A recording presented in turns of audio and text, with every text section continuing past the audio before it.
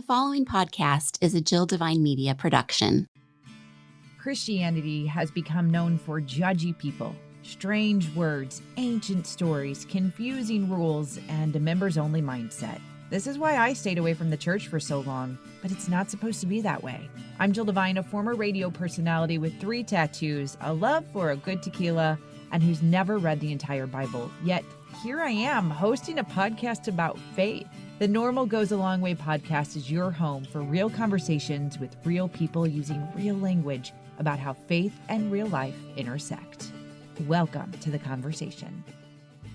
Happy holidays to you. I'm Jill Devine, and kind of in the thick of things. I'm sure you can relate.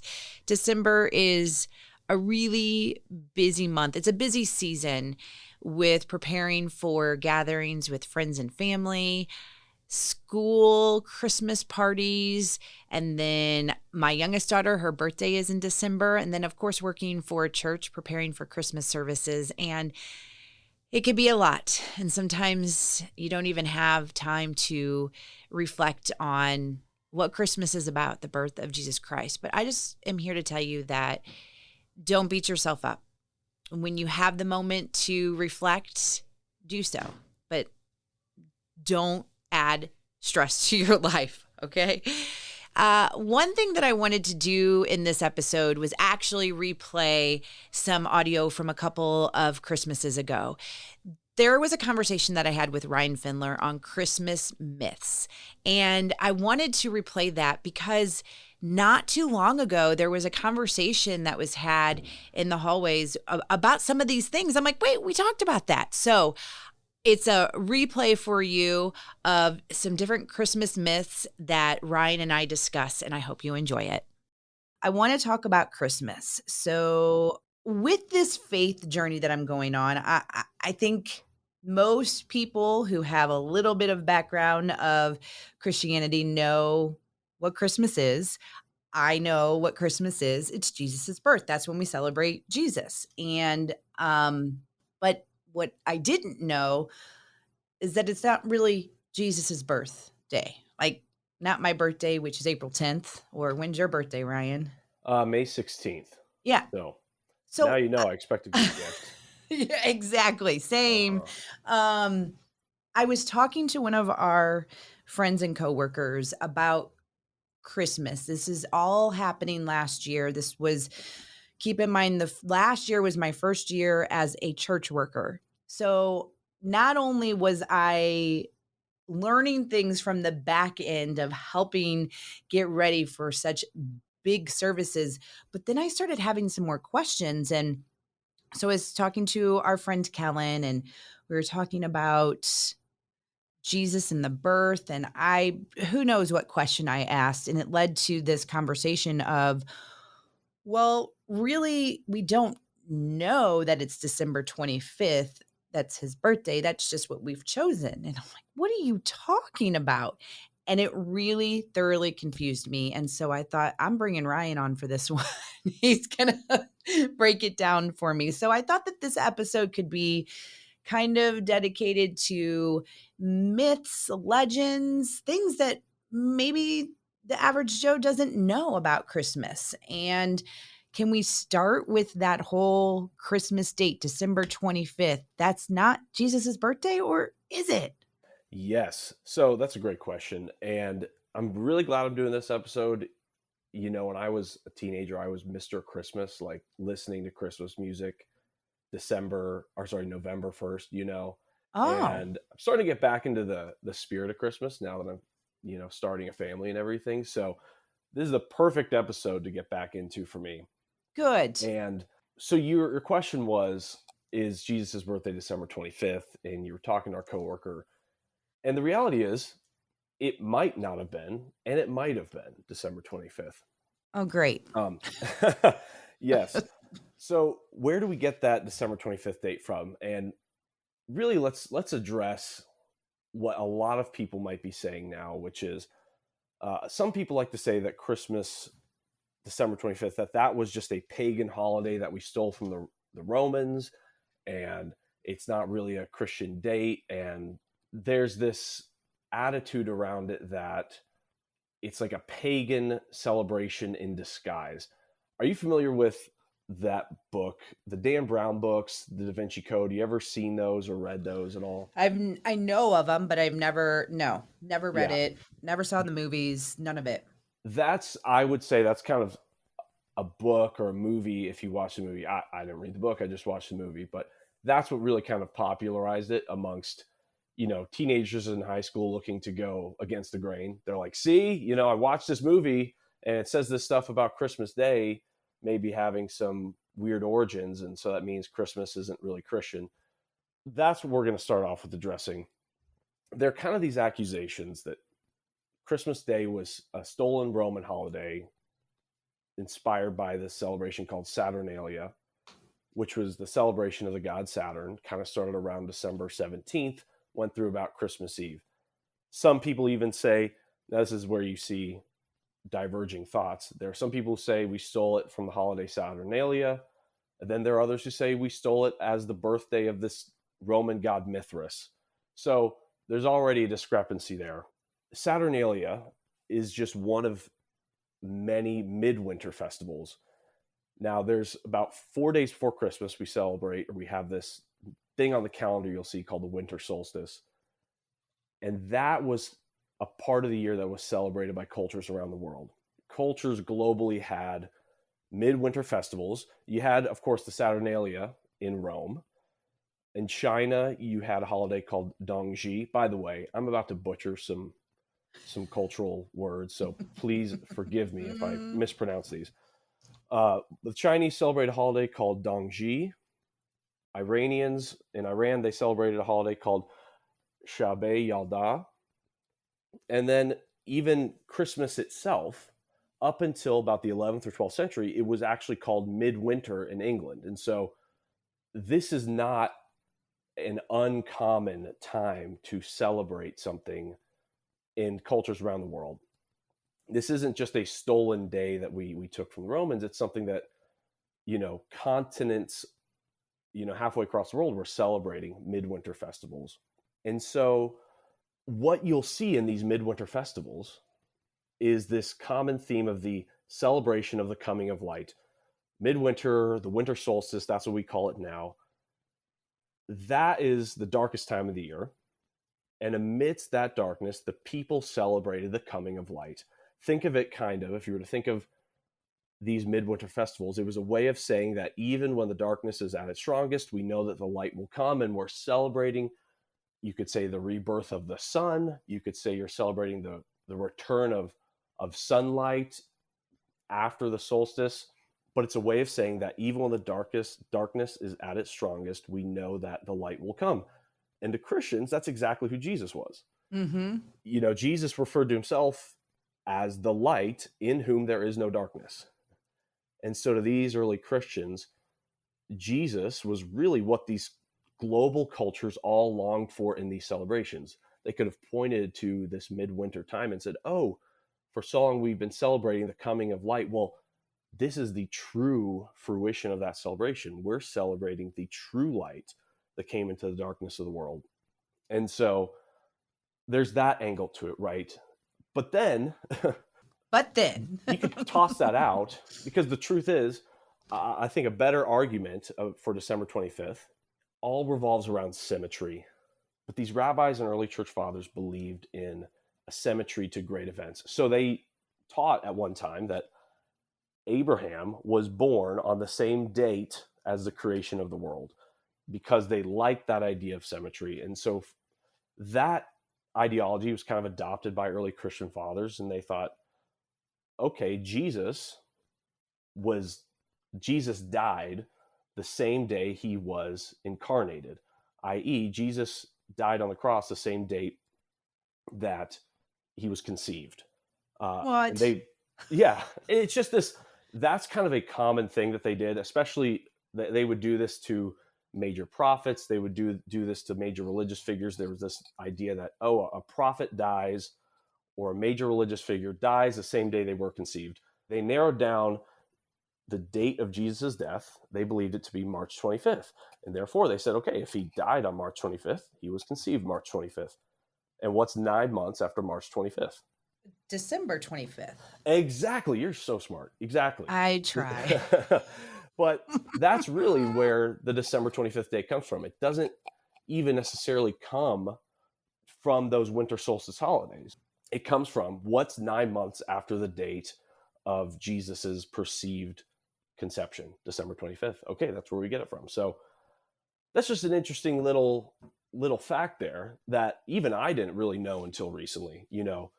I think you're taught nowadays that Christians took these pagan holidays and repurposed them, but really when you dig into the history of it, there's a uniquely Christian history to the celebration of Christmas. Well, then who came up with the name Christmas? Now, in England, it was called, Midwinter. I'm not a proficient in Old English. I believe they pronounce it midden winter. That turned into Christenmass. It's basically a combination of two Latin words, the Latin word for Christ and the Latin word for Mass. So that's where Christmas comes from. I like the whole idea of these winter celebrations and this, the dark and then coming to the light and having that. Like that makes sense. Like that is some good stuff there. I don't even know the right words. Like that, it just makes sense. The conceiving or the dying and the conceiving, I can't go there because it's super confusing, but I can appreciate like the day and then the 9 months later, whatever. The Christmas part, and that's what I've always thought about when you say Christmas is Christ. Mhm. And a little fun fact, I don't even know if this is a fun fact, but I remember, I don't know, probably 20s or whatever, that I kept hearing over and over, and maybe people still talk about it, but stop taking the Christ out of Christmas. And that if, for example, if you abbreviate Christmas like with an X and then say MAS, Mhm. that you are taking the Christ out of Christmas, and that's wrong. And like to this day, I will not abbreviate Christmas. Or if I do, I'm like, I'm so sorry. I just ran out of room or things like that. So that's where it became confusing for me because I'm like, wait a minute, Christ is in this word. Yeah, and I kind of was taught the same thing until I took a Greek class in college. And I could be off on this, but what I learned over the years is actually the first letter of Christ's name in Greek is the letter chi, which if you were to look it up, you could spell it CHI, or if you were in a fraternity in college, you may have been or in your case, a sorority. You may have been in one of these that had the letter chi in it, but it's shaped kind of like an S or like an X. It's got like a line and then kind of a squiggly line through it. It looks almost exactly like an X. And so that was the first letter of Christos, which was the Greek name for Christ. And so really, there's even a Christian meaning behind that X in Xmas. At least that's the way I see it. I also think that some people like getting their panties in a wad about a lot of nothing. Thank goodness the Starbucks cup controversy is over. I was kind of getting exhausted with that for the past 5 years.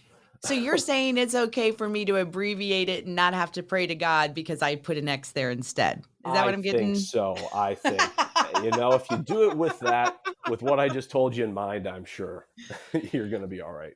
Okay, so we are celebrating Christ's birthday, or we're not celebrating Christ's birthday on December 25th? We are celebrating Christ's birthday, which could have been December 25th and could have been another time of the year. So, really, it just comes from those traditions we talked about earlier. And to me, no one else has come up with a better date. And so until someone comes up with a better date, until someone can find, Mary's planner or her little diary and the date that she wrote for, until someone finds that, I think we'll stick with December 25th. I'd like to see that person who tries to do that and tries to rework this entire thing. Good luck. One thing I do want to bring up too is Advent.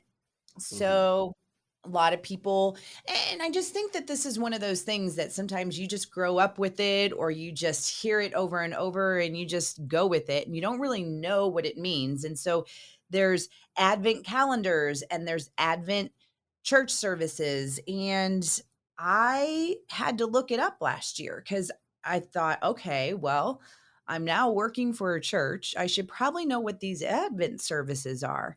And I just want to make sure that the way I am saying it is kind of, well, you're the expert. You can help me. That Advent, basically, it's leading up to something great.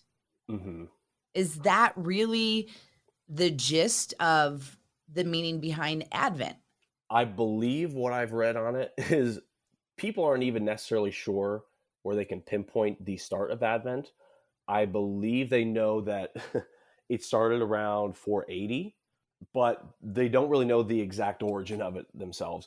But it essentially is, as you said, this waiting period of, you can almost think of it like maybe commemorating the wait between when Mary discovered, or when she was, the angel came and announced, you're going to have a baby.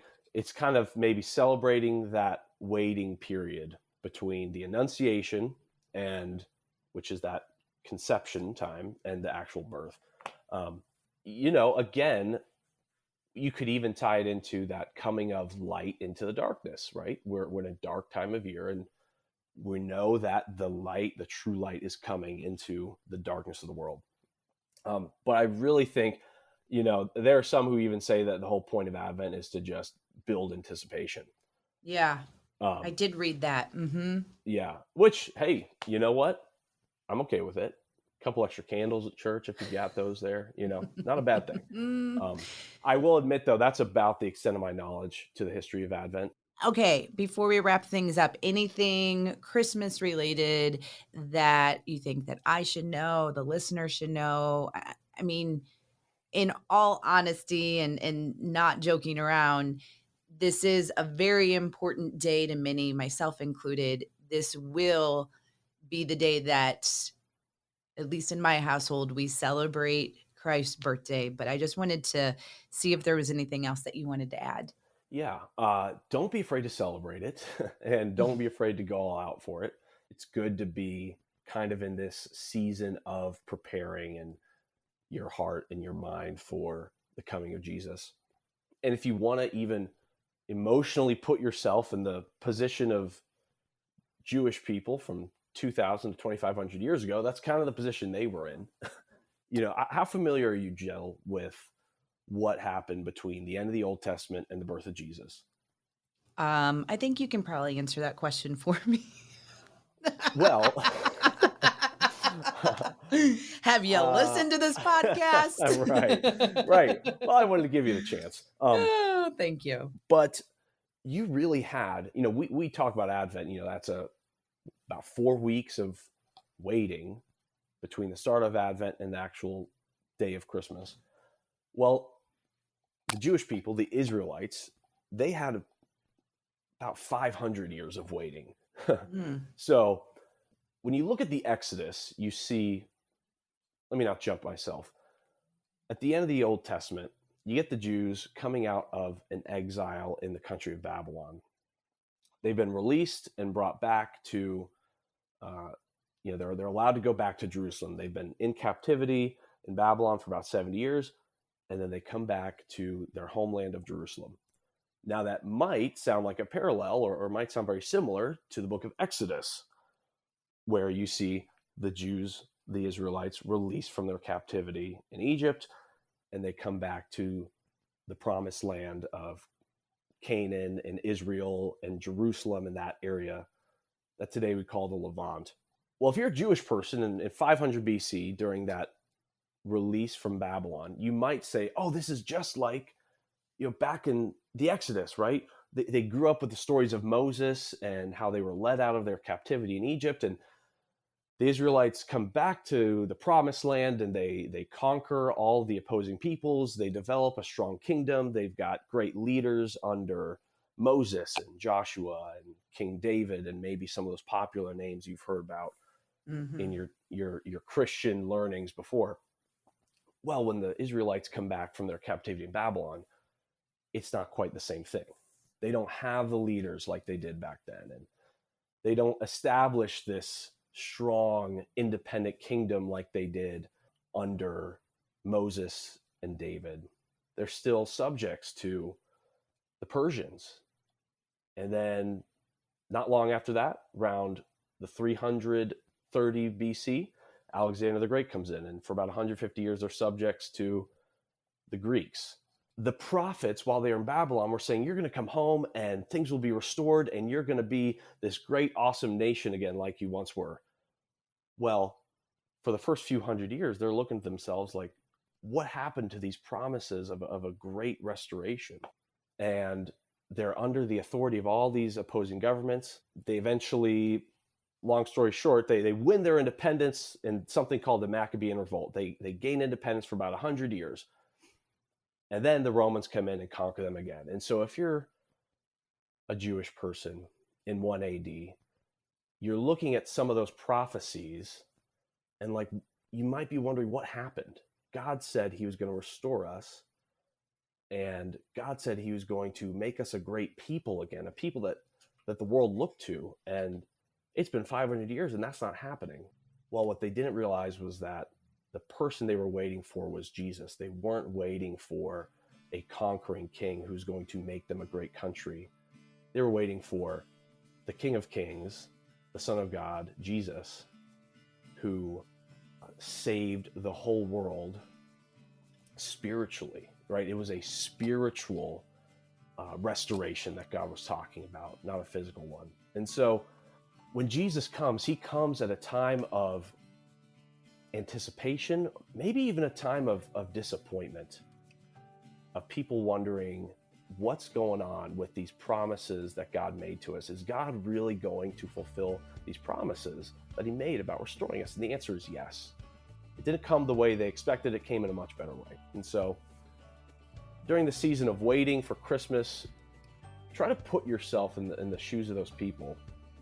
Put yourself in the shoes of the world that Jesus came into.